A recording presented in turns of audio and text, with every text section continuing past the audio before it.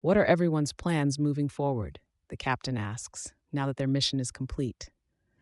The adventuring party, previously strangers, is considering their next steps. I don't know, Black responds. Let's focus on healing this arm first. It will probably take some time. I want to go back and train, Red chimes in. I realize I'm very weak. Except for the captain, who is a 3-stage junior warrior, we're all still 2-stage. It's nearly impossible to establish ourselves in Beast Ridge. Dan laughs heartily. Feeling inferior after seeing little Alan, huh? To be fair, we really aren't as good as this little guy right now. The bald man agrees with the sentiment, expressing a desire to return, train, and come back for further experience. The captain, however, seems intent on staying. He glances at Alan and asks, Little ghost, what about you? I plan to train here, Alan replies without hesitation. Despite the perilous nature of Beast Ridge, Alan feels his strength improving rapidly and is determined to become a true strongman.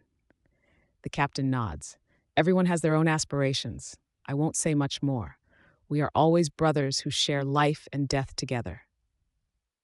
The group agrees, and Black heads to the Arcane Guild for treatment while the others return to the inn to rest, planning to disband in the morning. At the inn, the bald man and Dan decide to head to the tavern, saying they haven't had a drink in a while. Red mentions he will write a letter to his family and also leaves. This leaves only the captain and Alan in the inn.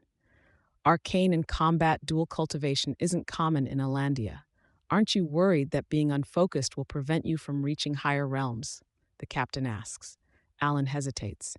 I'm not sure if it's good. My arcane progress is very slow. If I rely solely on arcane, I might always remain weak. You haven't made a pact with a deity, have you? The captain inquires. How did you know? Alan asks, surprised. It's not obvious from the outside if someone has made a pact with a deity. Proficient arcane practitioners may no longer need to chant spells. The captain smiles slightly but does not answer. Instead, he touches his sword and says, Do you know how long I've been cultivating chi? Alan shakes his head. The captain has always seemed composed and calm, rarely speaking unnecessarily. 16 years, the captain replies. I've been a junior warrior for 16 years. I started releasing my chi at 8, and my chi talent is very high. Yet, after all these years, I'm still a junior warrior. Do you know why? Alan shakes his head, sensing that the captain has a deep story. The captain looks at his hands with a distant gaze. Captain! Captain! Something's happened to the bald man and Dan. Red's voice comes from outside. He runs in, sweating. I saw them fighting with others when I returned. There are more and more of them. Let's go, the captain says, grabbing his sword. Alan picks up his new weapon from Carding City, and they rush out together. At the tavern's entrance, they find the bald man and Dan already engaged in a fight with 4 opponents. Swords and ki flash continuously. Dan and the bald man, using their physical strength, are barely holding their own. We're coming. The captain quickly enters the fray, knocking one opponent away with a powerful swing of his sword. Red joins the fight and engaging with another opponent. Rick, get help from the tavern. The 4 opponents shout as reinforcements arrive. Alan stays back for now. With the captain's presence, the tide of battle turns in their favor. Carding City's law enforcement generally does not interfere in private duels unless they disrupt order, allowing adventurers to handle conflicts among themselves. The scene attracts onlookers who gather outside the tavern, treating the brawl as a spectacle while enjoying their drinks. The opponents soon bring 3 more people into the fight. Alan steps in, though his lack of combat experience limits him to holding back a smaller opponent. The captain faces 2. Dan and the bald man take on 3, and Red deals with 1. Little ghost, don't get in the way, sneers a scar-faced man, his face marked by a long scar running from his forehead to chin. Alan responds by attacking. Using a one-handed sword, he is agile and quick. The scar-faced man wields a heavy sword, and each swing sends powerful gusts of wind. Although Alan's Windwalk spell helps him evade blows, the scar-faced man's chi attacks are overwhelming. Each strike forces Alan back, numbing his hands. Huff! A whirlwind unexpectedly strikes the scar-faced man, momentarily stunning him. Alan uses this chance to strike, combining a sword slash with a chi-enhanced punch. However, just as he is about to land the blow, the scar-faced man is pulled away by an unknown force.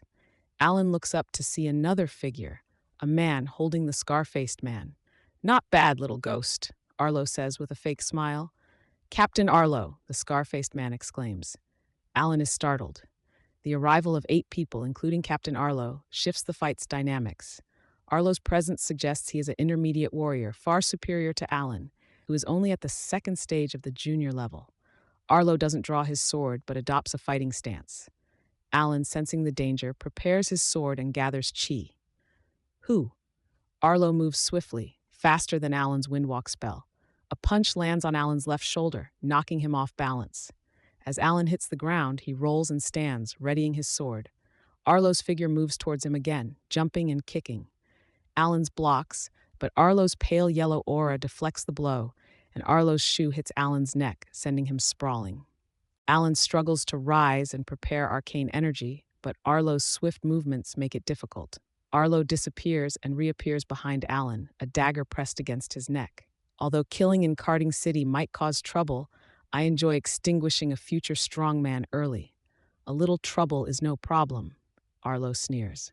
He had been observing, waiting for the right moment to intervene. His hatred for those with exceptional talent drives him to eliminate Alan, even if it means creating a small disturbance.